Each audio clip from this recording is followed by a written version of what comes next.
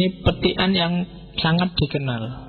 Setiap kali sesi kalau di sinetronnya Mahabharata itu opening, closing, dan dalam banyak momen kalimat ini selalu disebut.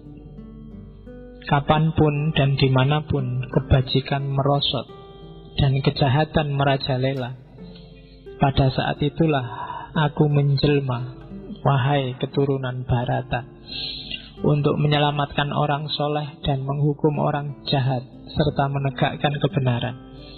Aku lahir dari zaman ke zaman. Ini kalimatnya Krishna pada Arjuna. Bandingkan ini dengan beberapa hadis mungkin yang bilang bahwa setiap sekian puluh sekali, sekian dekade sekali Allah akan menurunkan utusannya. Jadi di Bhagavad Gita juga di bab 4 disebut bahwa jangan khawatir. Setiap kali ada kerusakan, kekacauan yang tidak teratasi oleh manusia sendiri, maka akan datang utusan. Oke, itu kata-katanya Krishna. Jadi kalian gak harus terlalu galau. Kita kan percaya ada Imam Mahdi juga. Kita percaya besok Nabi Isa akan turun lagi mengalahkan Dajjal. Kita percaya banyak hal yang sifatnya mesianistik. Dan memang di banyak tradisi religius Mesias memang disebut akan datang. Jadi gak perlu galau, tapi juga gak perlu kejebak orang yang ngaku-ngaku jadi Nabi Isa atau jadi Imam Mahdi.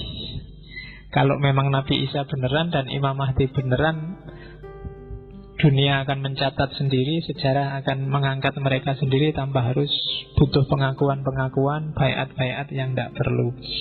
Termasuk dengan Gavatar dan kawan-kawan. Beda ya Gavatar sama Avatar.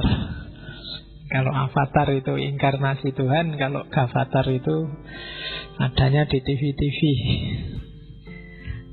Oke, kita lihat key pointnya Bhagavad Gita. Ini saya ambil, kita siapkan mental dulu, ada beberapa key point. Yang pertama, Bhagavad Gita, ajarannya Krishna adalah dokumen meditatif. Jadi dokumen meditatif itu, ya ini bahasa agak unik, tapi sebenarnya tidak bisa kalau cuma kamu pahami dari bunyi ayatnya. Hanya kamu paham narasinya tidak menjamin kamu paham apa yang dimaksud. Dia butuh perenungan, butuh refleksi, butuh kontemplasi. Ya termasuk hampir semua kitab suci, cara menyikapinya dia tidak bisa kalau semata-mata dari harafiahnya, karena dia dokumen meditatif. Maka kalau kamu ngaji, sebaiknya juga renungkan Quran dan terjemahannya. Ya tidak apa-apa kalau tidak ngerti bahasa Arab, tapi jangan berhenti di terjemahan. Kamu harus mengejar maksud dan relevansinya, dokumen relevansinya ayat dengan hidupmu. Oleh karena itu butuh perenungan, butuh meditasi. Karena disitulah gunanya kitab suci. Kalau kita hari ini kan enggak, kebanyakan yang ngaji itu kan formalitas, malah cepet-cepetan. Banyak yang target, pokoknya sehari saya harus 5 juz, sehari saya harus 1 juz. Ya enggak apa-apa sih, bagus-bagus saja daripada enggak ngaji belas. Ada yang enggak ngaji belas, banyak. Ya, cuma ya naik kelas lah dikit. Kalau kemarin ngaji hanya bunyinya, besok sama artinya. Kalau besok sudah ngerti artinya, naik kelas lah dikit sama maknanya. Kalau sudah naik kelas ke maknanya, coba renungkan lagi, kira-kira relevansinya apa dengan hidupmu. Kamu bisa melakukan apa dengan ayat itu. Nah, itu namanya naik kelas. Kalau zaman dulu sampai hari ini kamu masih sibuk dengan harafiahnya, ya berarti kamu tidak naik kelas. Tidak naik kelas itu bukan berarti salah, tapi ya tidak berkembang. Jadi naik kelas lah dalam urusan ngaji, dalam urusan ibadah. Jangan sampai turun kelas loh ya malahan. Kan banyak yang turun kelas. Kemarin saya hanya ngaji aja Pak, sekarang malah ndak belas. Oh, ya bodoh wae itu jenenge turun kelas. Yang lain nggak naik kelas, kamu malah turun kelas. Oke, jadi Bhagavad Gita itu dokumen meditatif. Terus dialognya memang dialog tentang pertempuran. Cuma konotasi maknanya bisa ditarik untuk kehidupan sehari-hari. Karena kehidupan kita ini kan juga pertempuran. Jihad kecil yang namanya perang fisik dianalogikan sebagai metafor terhadap jihad besar, perang jiwa, peperangan melawan hawa nafsu, melawan hasrat, ambisi, keserakahan, dan lain-lain. Jadi nasihat-nasihatnya Arjuna itu nasihatnya Krishna itu nasihat pada yang mau perang. Tapi sebenarnya itu nasihat untuk bekal hidup pertempuran kita sehari-hari. Itu yang kedua. Sama lah, kan ada hadisnya Nabi yang bilang setelah perang Badar, Nabi bilang kita kembali dari perang kecil menuju perang besar. Itu kan metafornya di situ. Memahami Bhagavad Gita nanti juga begitu. Cari relevansinya untuk pertempuranmu sendiri. Setiap orang sebenarnya punya pertempurannya masing-masing. Yang ketiga, metafor Arjuna itu bisa kamu tafsirkan sebagai manusia yang duniawi, manusia yang materi, yang ragu-ragu, yang putus asa, yang punya potensi, punya keberanian, punya potensi untuk tercerahkan.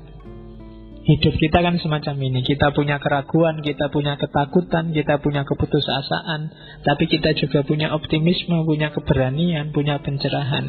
Semuanya masih dalam potensi. Mana potensi ini yang keluar tergantung Krishna, tergantung dimensi spiritualitas, dimensi rohaniyahmu, pikiranmu, mentalmu. Kamu punya potensi untuk sukses, punya potensi untuk kalah, punya potensi untuk putus asa, punya potensi untuk ragu-ragu, untuk tercerahkan. Tapi kamu akan jadi apa? Tergantung siapa pemandumu, siapa Krishnamu. Ya, kamu cari sendiri Krishnamu sopo. Yang kamu jadikan kiblat dalam hidupmu siapa? Makanya saya sering bilang hati-hati milih idola. Oke, idola saya Nabi Muhammad Pak, bagus. Cuma benar nggak? Jangan-jangan hanya di mulut. Yang biasanya jadi idolamu kan ya Nabi Muhammad kalau pas di masjid. Begitu di kampus, begitu internetan, begitu nanti beda-beda. Begitu dengerin lagu dangdut, begitu macam-macam lagi kiblatnya. Jadi coba cek deh, siapa idolamu, dialah nanti pemandumu, kiblatmu. Itu metafor yang ketiga dari Bhagavad Gita. Yang keempat, mode apa sih yang ditawarkan oleh Krishna? Dia menawarkan namanya mystical activism. Mistik tasawuf, tapi yang aktif, bukan tasawuf yang keluar dari dunia uzlah, menarik diri dari kehidupan ramai. Enggak. Jadi sufi, tapi sufi yang hidup di tengah masyarakat. Kalau bahasa Jawa ada istilah topong rame. Topong rame itu di tengah keramaian kayak gini, tapi jiwamu adalah jiwa yang meditatif, jiwa yang spiritual. Itu tidak gampang. Lebih enak kamu uzlah, jauh dari masyarakat, terus wiritan, terus tafakur, muhasabah. Gampang kalau kayak gitu, siapapun bisa.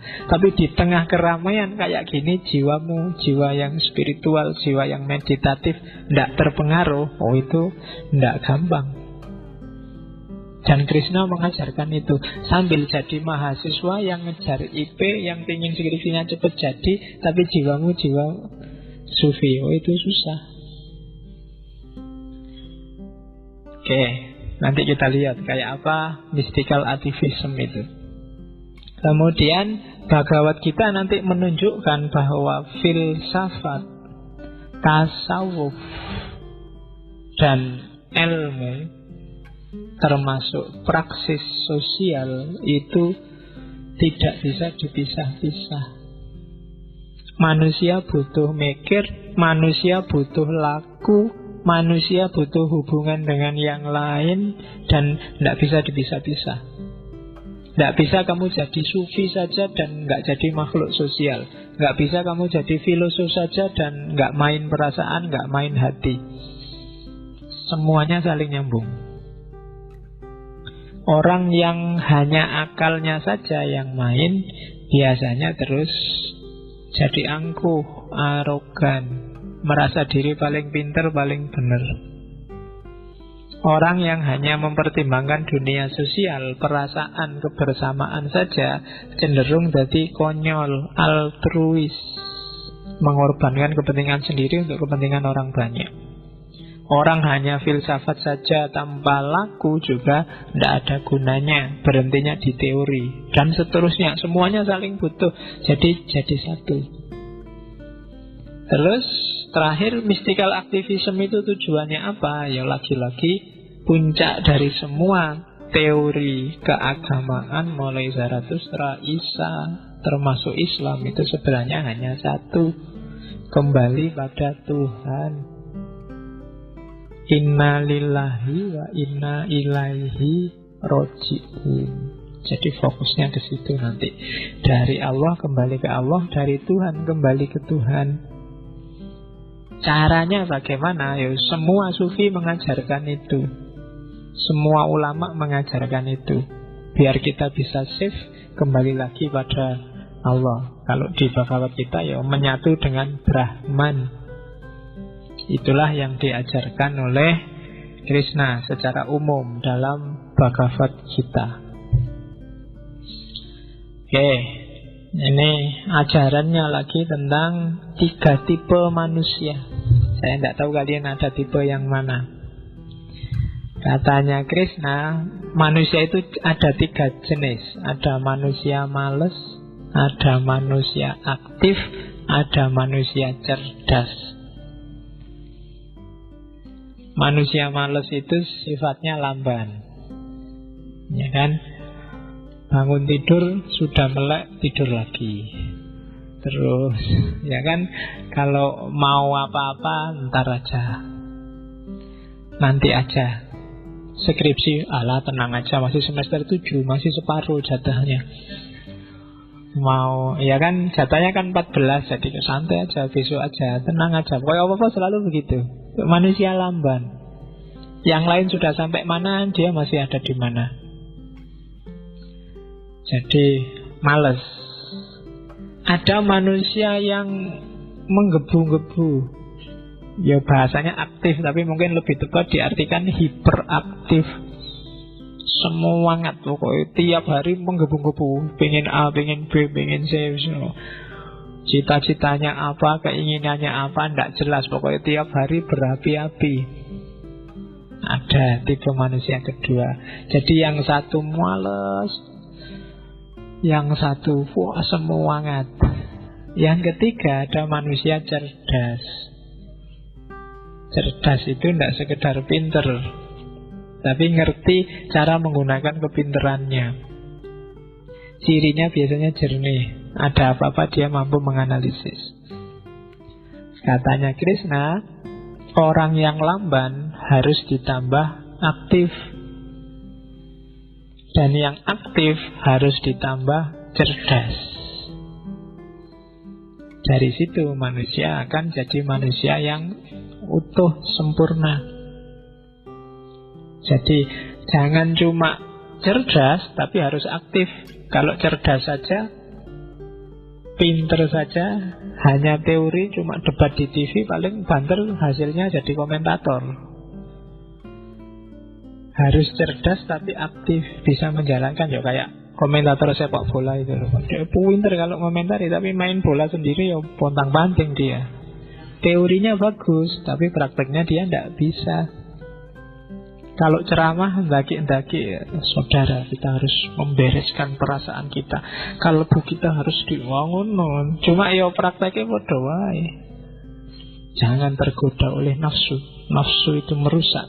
kita harus lebih ngono, bariku rabi maneh. Oke, jadi tidak boleh hanya cerdas, harus aktif. Kaburo maktan kalau katanya Al-Quran, ngomong tok. Jangan ngomong tok, harus ada praksisnya, bukti konkretnya. Jadi, dan jangan aktif saja, juga harus reflektif, harus ditambah kejernihan. Jadi kalau kamu merasa dirimu malas, sekarang rajinlah, sekarang aktiflah. Dan kalau kamu merasa sudah aktif, cerdaslah. Kalau kamu sudah aktif dan cerdas, berarti kamu sukses jadi manusia. Itu kan nggak gampang jadi manusia itu. Kamu harus aktif dan cerdas. Kalau masih lamban, masih males, ya kamu belum jadi manusia yang benar. Ngapain Allah ngasih kamu akal, ngapain ngasih panca indera, ngapain ngasih kebebasan, wong kamu gunakan hanya untuk tidur dan nonton TV. Nggak ada gunanya. Ada banyak sekali kenikmatan Allah yang kamu dustakan. Katanya Ar-Rahman kan gitu, Fabi ayyi ala'i rabbikuma tukadziban. Kamu dustakan itu maksudnya bukan disangkal, tapi ngapain Allah capek-capek ngasih kamu akal, capek-capek ngasih kamu hati, capek-capek macam-macam alatmu, imajinasi, intuisi, wah tidak pernah dipakai. Jadi manusia yang cerdas, manfaatkan semua itu untuk kehidupanmu sendiri, untuk praksis. Jadi 3 tipe manusia ini bagus untuk refleksi hidup kita. Kamu ada di level mana?